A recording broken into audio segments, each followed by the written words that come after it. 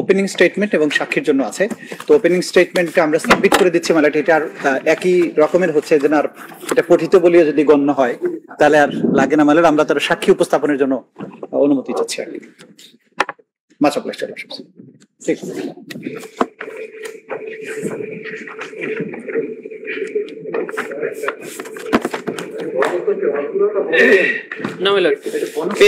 হ্যাঁ, রামপুরাতে ওই যে একটা আন্ডার কনস্ট্রাকশন বিল্ডিং এ কার্নিশে ঝুলেছিল যে এরিয়াটা Banasree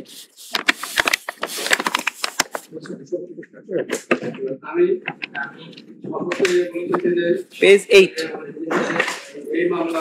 8 of the statement of witness, ওটা না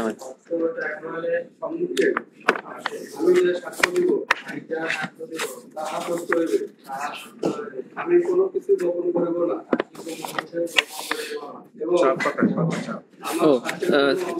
পেজ 4 মাই লর্ড, আমি ইংরেজি ভেবেছি, 4 পাতা my lord.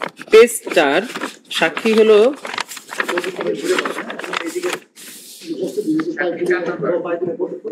সাক্ষীও 4 number my lord, পেজও 4।